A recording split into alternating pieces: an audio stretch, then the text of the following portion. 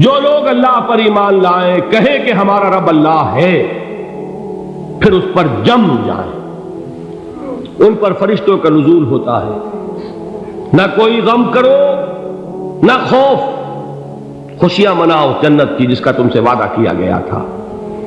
اللہ کی ربوبیت پر اطمینان جب انسان کو ہو جاتا، میرا رب اللہ ہے، ربی اللہ، انسان کے لیے نہ کوئی کھٹکا، نہ کوئی خطرہ، نہ کوئی خوف، نہ کوئی حزن۔ جو کچھ ہو رہا ہے کس کے اذن سے ہو رہا ہے؟ اللہ کے اذن سے۔ اللہ کے اذن کے بغیر پتا تک نہیں ہلتا۔ یہ کوئی اندھا بہرا مادہ نہیں ہے جس سے مجھے کوئی خوف ہو۔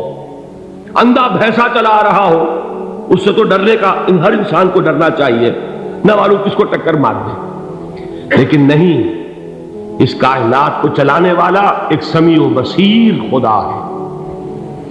وہ جو میرا دوست ہے، میرا ولی ہے، اللہ ولی الذین آمنوا یخرجہم من الظلمات الی النور، اللہ اہل ایمان کا ولی ہے، ساتھی ہے، پشت پناہ ہے، مددگار ہے، حمایتی ہے۔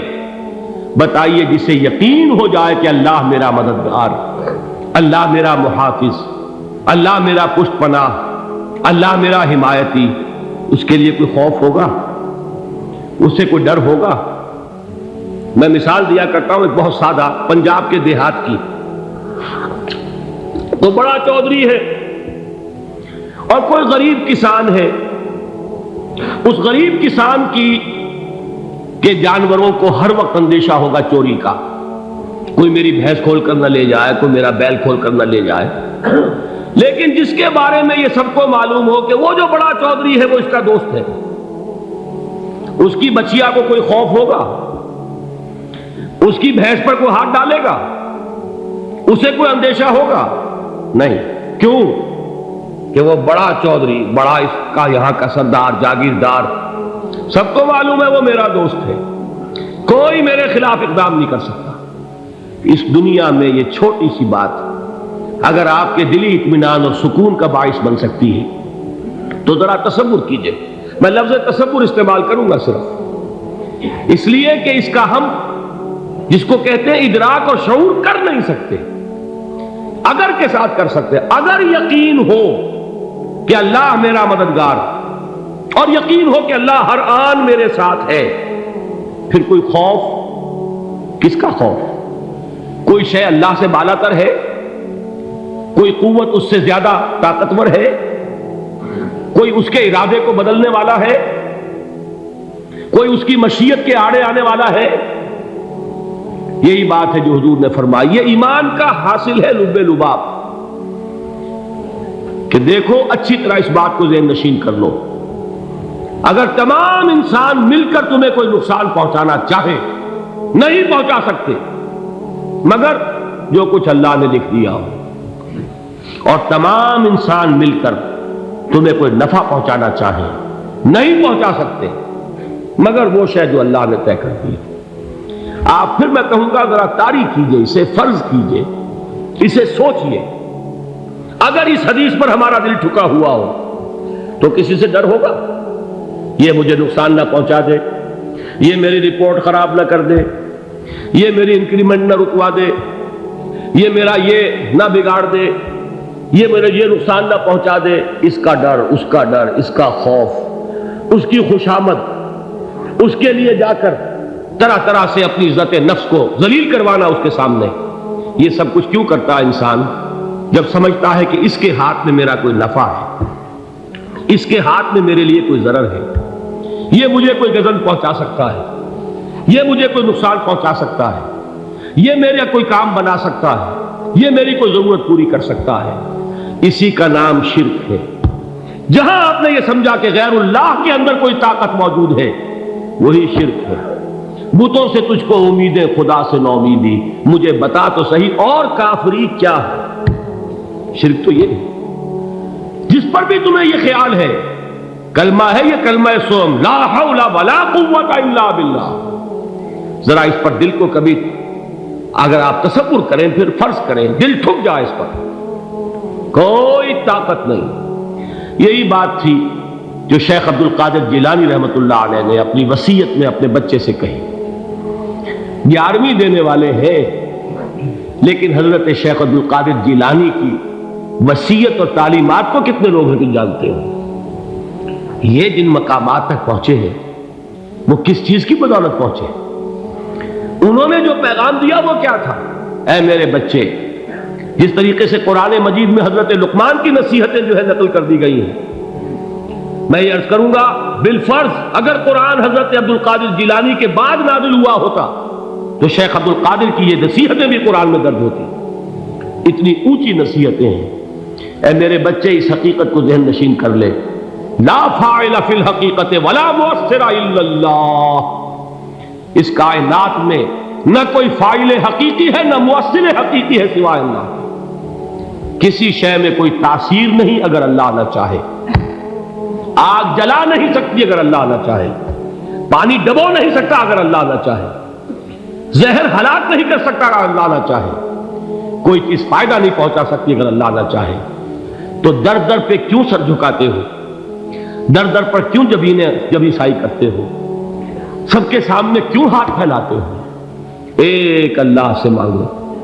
ایک اللہ کے سامنے زمین پر اپنی جبین رکھو. لا فاعل فی الحقیقت ولا مؤثر الا اللہ. نظر آتا ہے ہمیں کہ پانی پیاس بجھا دیتا ہے. پیاس بجھانے کی صلاحیت پانی میں نہیں ہے، اللہ کے اذن سے. کھانا بھوک مٹا دیتا ہے. بھوک مٹانے کی صلاحیت کھانے میں نہیں ہے، اذن رب میں. دیکھیے یہی یقین تھا. حضرت موسیٰ علیہ السلام کا واقعہ یاد کیجئے.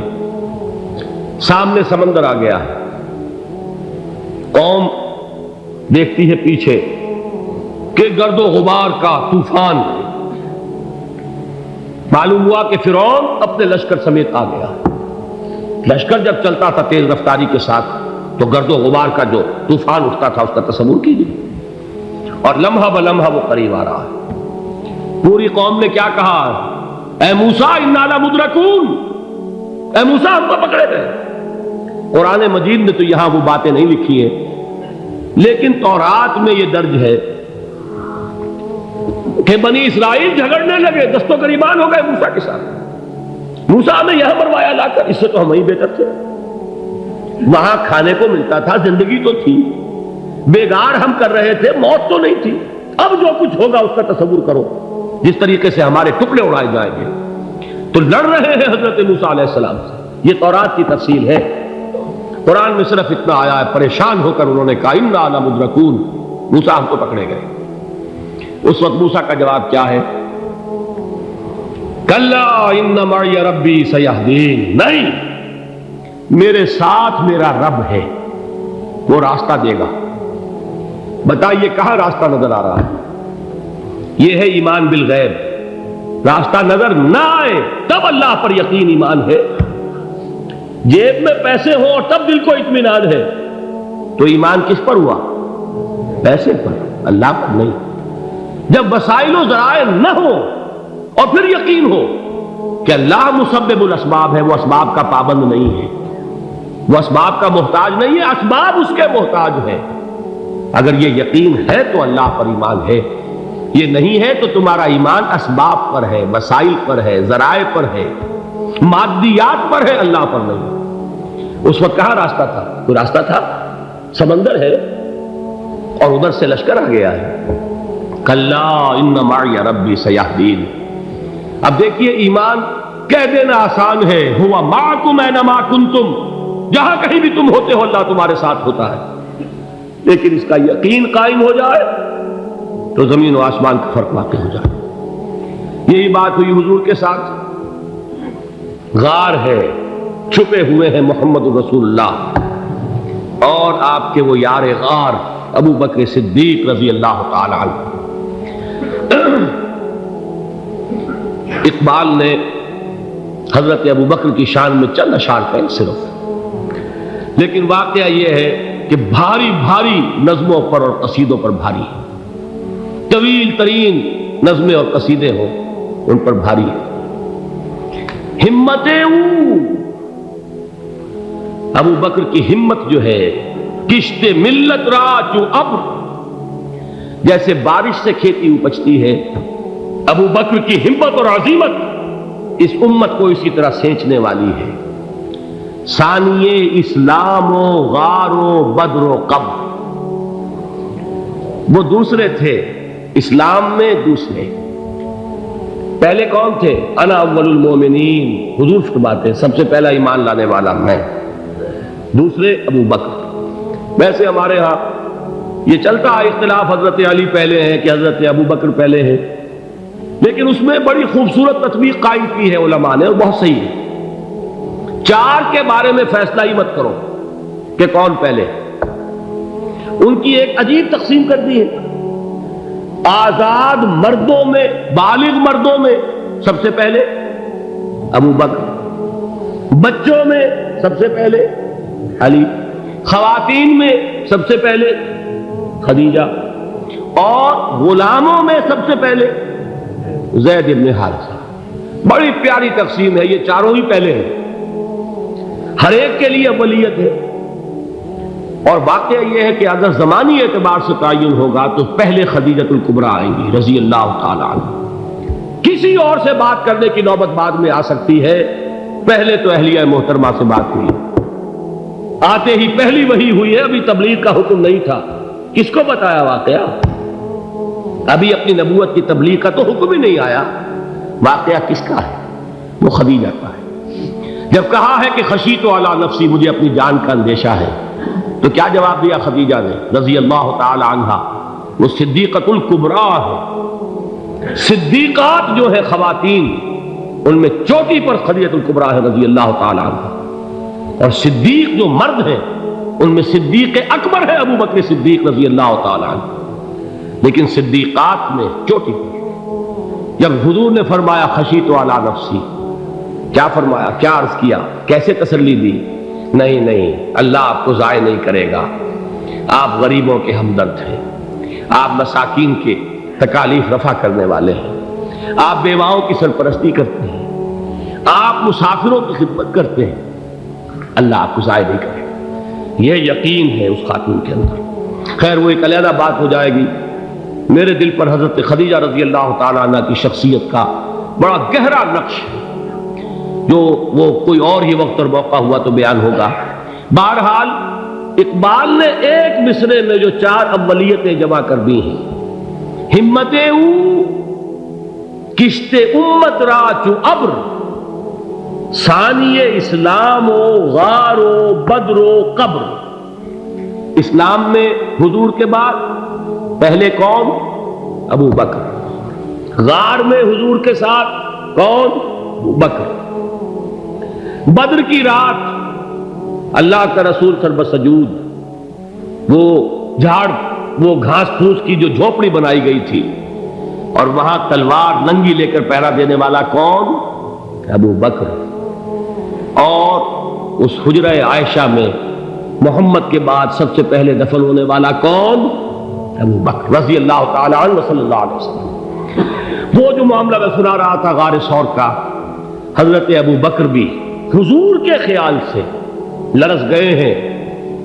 آپ کو یاد ہوگا کہ جا کر پہلے تمام جتنے سوراخ تھے انہیں بند کیا ہے، ایک سوراخ رہ گیا تھا جس کو بند کرنے کے لیے کوئی کپڑا نہیں تھا، وہاں اپنی ایڑی رکھی ہے، تب کہا ہے حضور سے تشریف لائیے، اور اپنے زانو پر حضور کو لٹایا ہے، اور وہاں کسی موذی جانور نے کاٹا ہے، حضور کی آنکھ لگ گئی تھی، اس وقت اس بل کے اندر جو بھی بچھو ہے کیا ہے واللہ عالم، اس نے کاٹا ہے، اس کی تکلیف کی وجہ سے ابو بکر کی آنکھوں سے آنسو ٹپک گئے، حضور کے چہرے مبارک پر پڑے ہیں، تو حضور جاگے ہیں، معاملہ کیا ہے؟ ایڑی نہیں ہٹائی وہاں سے، مبادا وہ جانور وہاں سے نکل کر محمد الرسول اللہ کو کوئی گزن پہنچا دے، ابو بکر کی ایڑی ہے، جس طرح چاہے کھا لے، ختم کر دے، جان نکل جائے تب کوئی آنچ آئے محمد پر تو آئے، لیکن جیتے جی نہیں۔ وہ ہے ابو بکر حضور کے خیال سے۔ اس وقت حضور نے پھر اپنا لعاب دہن لگایا ہے، اور اس سے پھر آپ کی تکلیف ختم ہوئی۔ جیسے خیبر میں حضرت علی کی آنکھ دکھ رہی تھی، اس کو جو شفا حاصل ہوئی ہے وہ بھی حضور کے لعاب دہن سے ہوئی۔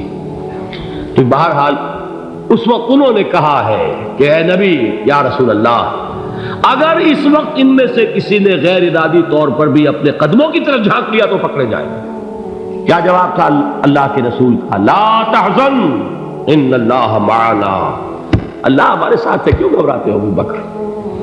یہ ہے ایمان باللہ، میرا مالک اللہ، میرا رازق اللہ، میرا محافظ اللہ، میرا مددگار اللہ، میرا پشت پناہ اللہ، میرا دوست اللہ۔ یہ دوستی ہے اللہ کی جو لب لباب ہے، حاصل ہے ایمان کا، اسی کا نام ولایت ہے۔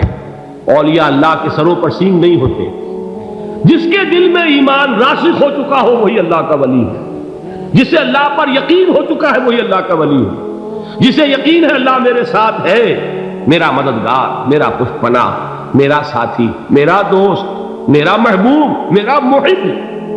اللہ اہل ایمان سے محبت کرتا ہے۔ واللہ یحب الصادقین، ان اللہ یحب الذین یقاتلون فی سبیلہ صفا کانہم بنیان مرصوص۔ اللہ محبت کرنے والا، اہل ایمان محبوب، اور اہل ایمان محبت کرنے والے اللہ محبوب۔ والذین آمنوا اشد حبا للہ۔ آپ تصور کیجئے جسے یہ رشتہ ایمان یا رشتہ ولایت حاصل ہو جائے، الا ان اولیاء اللہ لا خوف علیہم ولا هم یحزنون، آگاہ ہو جاؤ، اللہ کے دوستوں کے لیے نہ کوئی خوف ہے نہ کوئی حزن ہے۔